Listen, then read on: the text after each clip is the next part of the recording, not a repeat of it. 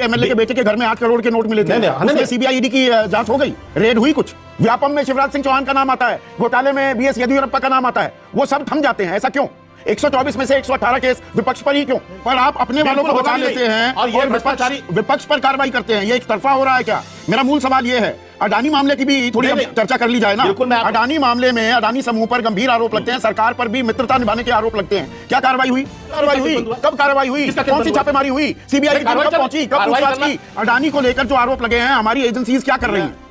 या अडानी मामले को दबाने के लिए आपने भ्रष्टाचार की मुहिम छेड़ दी? सवाल बिल्कुल सीधा है। भाजपा प्रवक्ता की हेकड़ी निकाल गए संदीप चौधरी। भाजपा नेताओं के भ्रष्टाचार और अडानी की यारी पर पूछा सवाल तो भागने लगा बीजेपी प्रवक्ता। आज गोदी मीडिया के चैनलों में बैठकर भाजपा के प्रवक्ता विपक्षी नेताओं के घर ईडी और सीबीआई के छापेमारी पर जमकर हंगामा मचाए हुए और गोदी के पत्रकार भाजपा के प्रवक्ता की हाँ में हाँ मिलाने में लगे हुए।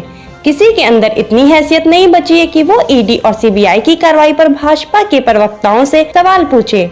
यही वजह है भाजपा के प्रवक्ता गोदी चैनलों पर बवाल काटे हुए हैं। लेकिन जैसे ही इन प्रवक्ताओं का सामना संदीप चौधरी जैसे पत्रकारों से होता है तो वो भागने लगते हैं, क्योंकि संदीप चौधरी दूसरों की तरह हाँ में हाँ नहीं मिलाते हैं, बल्कि भाजपा में बैठे भ्रष्टाचारियों पर सवाल पूछते हैं। वो यही नहीं रुकते हैं, बल्कि अडानी मामले में भाजपा प्रवक्ता को पानी पीने पर मजबूर कर देते हैं।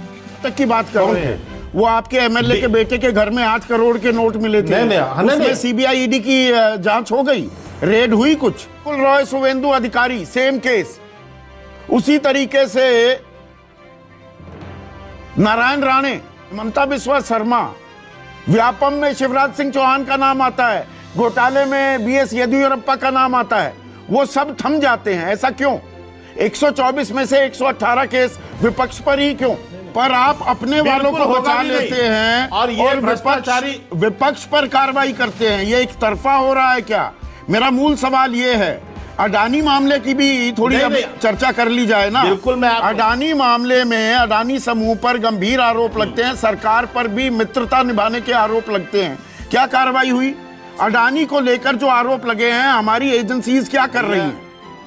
या अडानी मामले को दबाने के लिए आपने भ्रष्टाचार की मुहिम छेड़ दी है? सवाल बिल्कुल सीधा है मेरा। कार्रवाई हुई?